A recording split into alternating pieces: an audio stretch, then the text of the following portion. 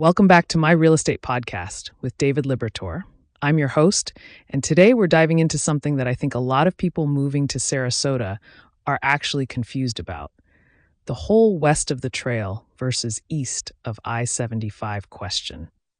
David, you work with people on this decision literally every single day, so I'm excited to pick your brain about it. Thanks for having me. Yeah, this is such a huge question because it really does define your Sarasota experience in a lot of ways. And honestly, people come to me all the time thinking one side is objectively better than the other, but it's really not that simple. It depends so much on what you're actually looking for. Right. Okay, so let's break this down for people who might be new to Sarasota. When you say west of the trail and east of I-75, what are we actually talking about geographically?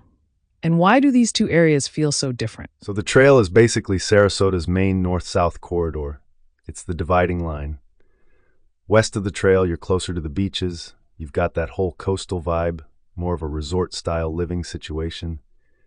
East of I-75, you're getting into more of the urban core and the inland neighborhoods, and they've developed really differently over time, so the character of each side is pretty distinct. Oh, that's helpful. So if someone's like, I want to be near the beach, I want that beach lifestyle, they're probably looking west of the trail, right? Exactly. West of the trail gives you proximity to Siesta Key, Lido Key, all those amazing beaches. You've got restaurants right on the water, that whole walkable beach town feel. But here's the thing, you're also paying a premium for that.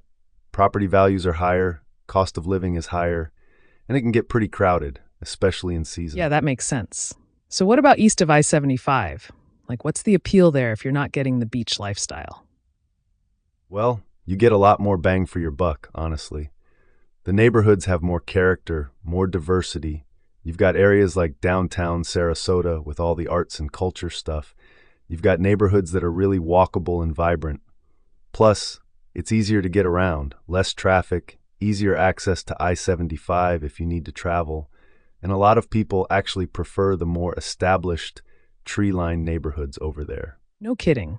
So it sounds like it's really about priorities. Like, if beach access is your number one thing west of the trail, but if you care about value and walkability and culture, east of I-75 might be your sweet spot. That's a great way to put it.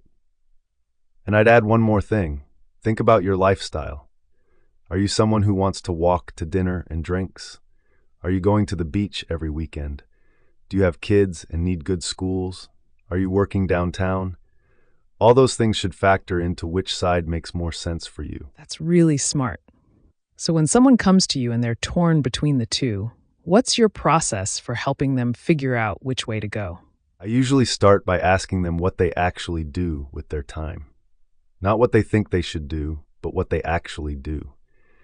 Because people will say they want to be at the beach, but then they never go. Or they think they want downtown culture, but they're homebodies. Once I understand their real lifestyle, the answer usually becomes pretty clear. I love that. That's honest advice. Well, David, this has been really helpful for anyone out there trying to figure out where to land in Sarasota. Thanks so much for breaking this down for us. Hey, happy to do it. And if anyone's actually going through this decision, feel free to reach out.